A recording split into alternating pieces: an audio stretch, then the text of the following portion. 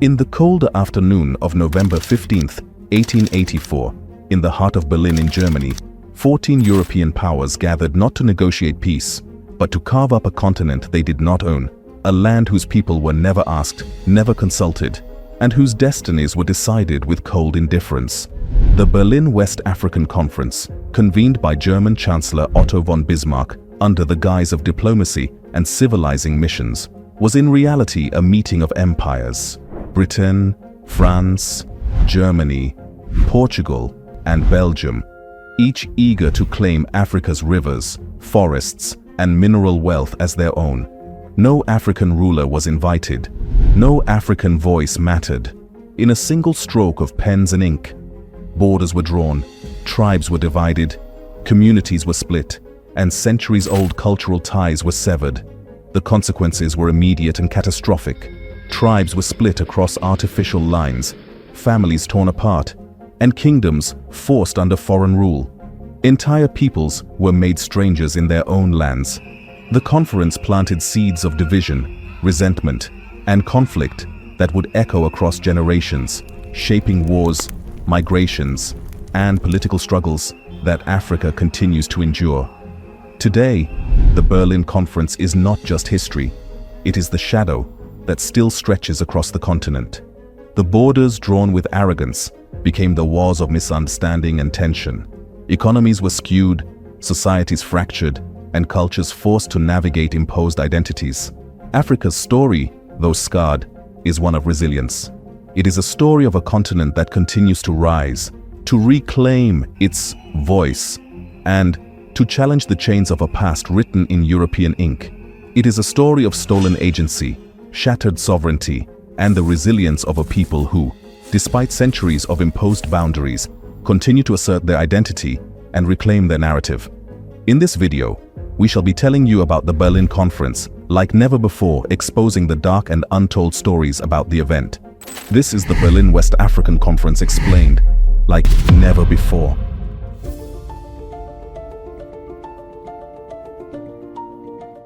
Before the Berlin West African Conference, Africa was a continent of rich diversity, thriving civilizations, and complex societies, far from the blank, undeveloped land that European colonial powers later portrayed it to be.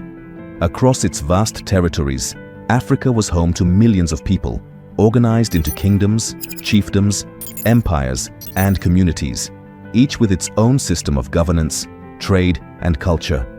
The notion that Africa was a dark continent, devoid of history or structure, was a deeply misleading narrative imposed by European imperialist agendas. In reality, Africa had long established civilizations that had flourished for centuries and even millennia, with cities, trade networks, and sophisticated political institutions. West Africa, for example, was dotted with powerful empires such as the Ashanti Empire, the Oyo Empire, and the Kingdom of Dahomey, which had highly organized administrative systems, professional armies, and intricate court hierarchies. These states were centers of commerce, culture, and diplomacy.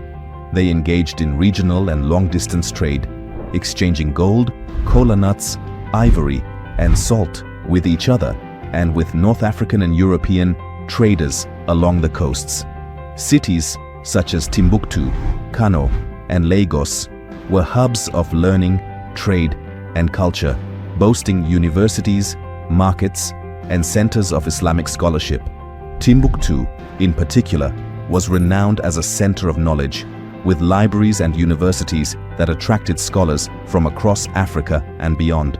Central and Southern Africa were equally dynamic. The Kingdom of Congo in Central Africa had a highly structured monarchy, complex political hierarchies, and extensive trade networks linking the interior to the Atlantic coast. In Southern Africa, the Zulu Kingdom, under leaders such as Shaka Zulu, had a centralized military system and a cohesive social structure that combined governance, warfare, and cultural identity. African societies were not static. They evolved, adapted, and engaged in diplomacy with one another, and, increasingly, with Europeans through trade. Economically, Africa was far from isolated or underdeveloped. Across the continent, communities practiced agriculture, metallurgy, craftsmanship, and trade. Ironworking, weaving, pottery, and gold mining were advanced, and local markets facilitated the exchange of goods and ideas. Trade networks spanned regions, linking West, Central, East, and Southern Africa, and extending into the Indian Ocean and the Mediterranean. These exchanges enabled wealth accumulation, urbanization, and cultural development, which European colonizers often ignored or dismissed when justifying the need for civilizing missions. Africa was also blessed with abundant of natural resources, from forest, gold, uranium, platinum, diamonds, and cobalt, just to mention a few. Socially, African societies were organized around complex kinship systems, communal governance, and cultural institutions. Communities had elders, councils, and chiefs who maintained law and order, mediated conflicts, and guided development. Religion, music, art, and oral traditions were integral to daily life, transmitting history, ethics, and knowledge across generations. Education existed in many forms, whether through formal Islamic schooling in West Africa or apprenticeship and oral training in craft and governance in other regions. While Africa engaged in trade with Europe, the relationship was mostly mutually beneficial, though European powers increasingly sought dominance. Prior to the Berlin Conference, European influence was largely coastal, limited to trading posts and small settlements. Inland territories remained under African control, with Europeans dependent on local rulers for trade and access. Africans were active participants in commerce, diplomacy, and politics, not passive recipients of European presence. Despite these thriving systems, Africa faced challenges such as inter-kingdom conflicts, slave raids, and regional wars. However, these were typical of complex human societies and did not indicate weakness. On the contrary, African states demonstrated resilience, adaptability, and sophisticated strategies to manage internal and external pressures. In short, before 1884, Africa was a continent alive with civilization, innovation, and agency. It was politically organized, economically vibrant, and culturally rich. Its people had long histories of governance, trade, scholarship, and artistic expression. The Berlin West African Conference would later erase these realities on paper, dividing the continent according to European greed rather than African realities. By overlooking Africa's intricate societies and portraying it as terra nullius, a land to be claimed, Europeans paved the way for a century of exploitation, arbitrary borders, and cultural disruption, setting the stage for conflicts and challenges that Africa continues to navigate today.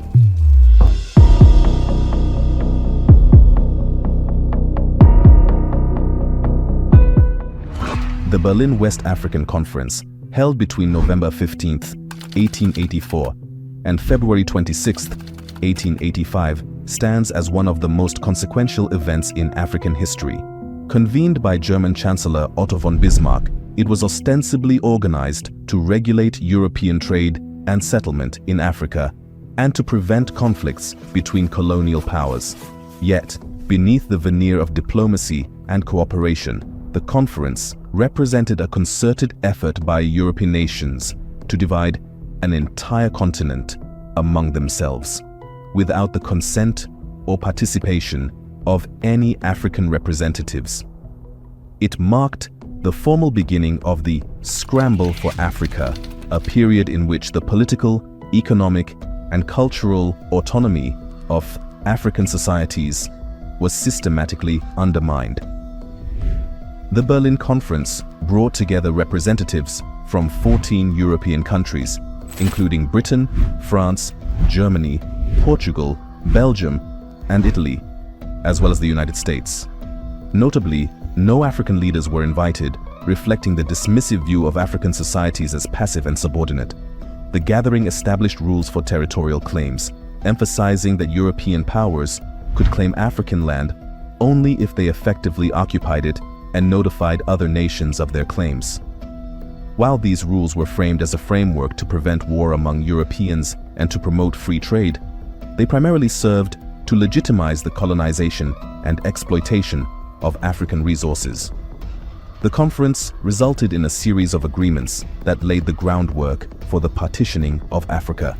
The continent was divided largely along arbitrary lines, with little regard for ethnic, linguistic, or cultural boundaries.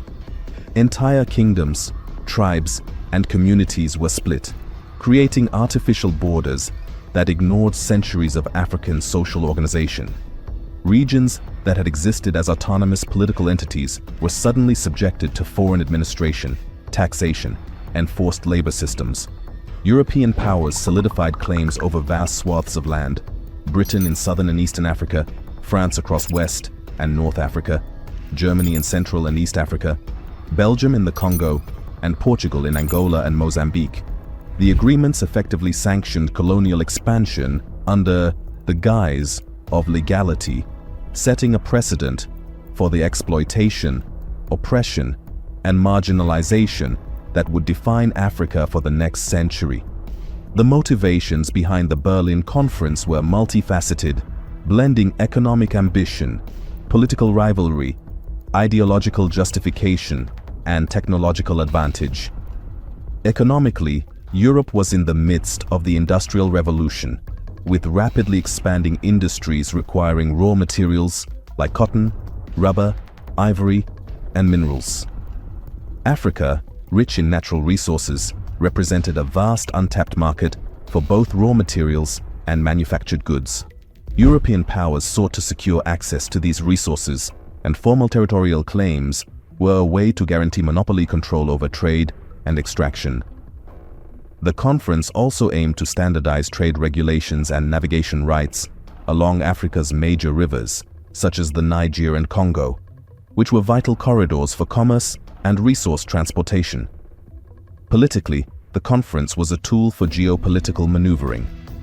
European nations were engaged in intense competition for global influence, and African territories represented opportunities to enhance national prestige. Germany, newly unified under Bismarck, sought to assert itself as a colonial power and to mediate disputes among older empires such as Britain and France. Hosting the conference allowed Germany to position itself as a key arbiter in colonial matters, gain diplomatic recognition, and secure territories without resorting to military conflict. The event also helped to prevent potential wars between European powers by providing a structured framework for claims and settlements. Ideology played a significant role in motivating European leaders. The so-called civilizing mission, or the idea that European nations had a moral duty to bring Christianity, Western education, and modern governance to Africa, was frequently cited as a justification for colonization. This rhetoric of benevolence, however, masked the underlying greed and exploitation that drove European actions. By framing imperial expansion as a moral obligation, European powers could gain domestic support for colonial ventures and mitigate criticism for the violent imposition of foreign rule. Technological and logistical advancements also encouraged the scramble for Africa.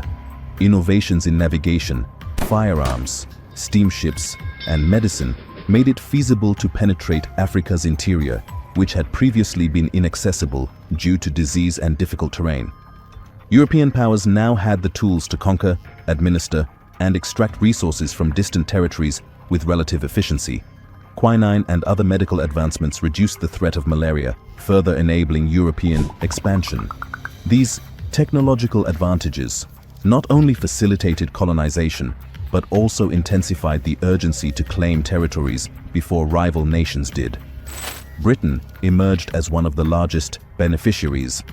Its claims included vast areas in southern Africa, including modern-day South Africa, Zimbabwe, Zambia, and Botswana, as well as territories in East Africa, such as Kenya and Uganda. Britain employed both military campaigns and treaties with local chiefs to assert control. Its strategy combined direct rule in some areas and indirect rule in others, co-opting traditional authorities to administer colonial policies.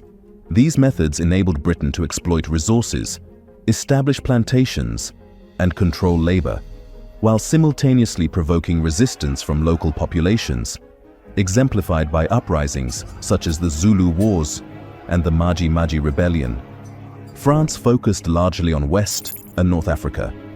It established control over large swaths of modern-day Mali, Senegal, Ivory Coast, Burkina Faso, Niger, Chad, Algeria, and Morocco. French administration emphasized assimilation policies, seeking to impose French culture, language, and education while maintaining strict political and economic control. This led to significant social disruption as traditional governance structures were marginalized. The French also faced strong resistance, including prolonged conflicts with the Tuareg in the Sahara and the Dahomey Kingdom, highlighting the social costs of forced colonization. Germany, a late entrant into the colonial race, acquired territories in modern-day Namibia, Tanzania, Cameroon, and Togo. German colonial rule was characterized by brutality, particularly in Namibia, where the Herero and Namakwa genocide between 1904 and 1908 exemplified the extreme violence used to assert control.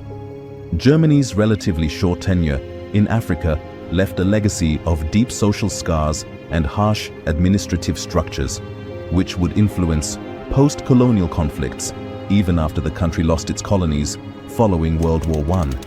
Belgium, under King Leopold II, claimed the vast territory of the Congo Free State. Unlike other colonial administrations, Leopold's rule was intensely personal and exploitative, with a focus on extracting rubber and ivory. The regime relied on forced labor, brutal punishments, and systematic violence, resulting in the deaths of millions of Congolese. The Congo became a stark symbol of the human cost of European greed and the extreme exploitation that the Berlin Conference indirectly facilitated. Portugal maintained control over its older colonial holdings, including Angola and Mozambique, but expanded its influence further inland following the conference. Portuguese colonial administration relied heavily on military occupation and forced labor, extracting natural resources and integrating the local economy into global trade networks controlled by Europe. Resistance was common, with frequent uprisings challenging Portuguese authority throughout the late 19th and early 20th centuries. Italy claimed smaller territories, including Libya, Eritrea, and parts of Somalia, and sought to compete with older colonial powers. Italian expansion was often met with strong resistance, notably the Ethiopian victory at the Battle of Adwa in 1896, which temporarily checked Italian ambitions and preserved Ethiopia's independence. The Berlin Conference, therefore, was not an isolated event. It was the product of centuries of European expansion, industrial growth, and global rivalry. It formalized a system of territorial acquisition, legitimized imperial conquest, and institutionalized the marginalization of African peoples. By the end of the conference, Africa had been mapped on paper for European benefit, with little regard for the continent's political, social, or cultural realities. The arbitrary borders drawn during this period would later become a source of ethnic tension, civil wars, and political instability that still affect Africa today. In conclusion, the Berlin West African Conference was a defining moment in the history of Africa, marking the continent's formal subjugation to European imperial ambitions. Motivated by economic greed, geopolitical rivalry, ideological justification, and technological opportunity, the conference laid the foundation for the colonization of Africa, reshaping its political landscape and social fabric. It created artificial borders, disrupted long-standing societies, and imposed foreign rule over millions of Africans. The legacy of the conference endures in the modern world, influencing Africa's borders, conflicts, and struggles for unity and development. Understanding the Berlin Conference is essential to understanding the historical forces that have shaped contemporary Africa, a story of exploitation, resilience, and the enduring quest for self-determination.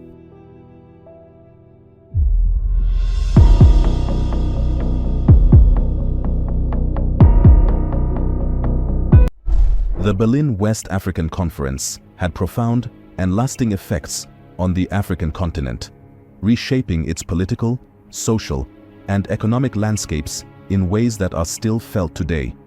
Convened by European powers to regulate trade and territorial claims, the conference formalized the Scramble for Africa, allowing European nations to divide the continent into colonies with little regard for existing African societies, kingdoms, and ethnic groups.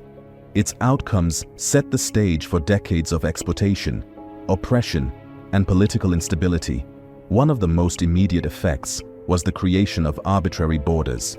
European powers drew boundaries based on their own strategic and economic interests, rather than the continent's cultural, linguistic, or ethnic realities. Entire ethnic groups were split between colonies, while rival groups were often forced under a single administration.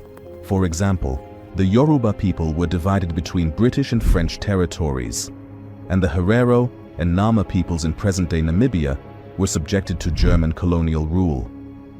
These artificial borders disrupted centuries-old political and social systems, creating tensions that would later contribute to civil wars, ethnic conflicts, and secessionist movements across Africa. Politically, the Berlin Conference accelerated the loss of sovereignty for African states.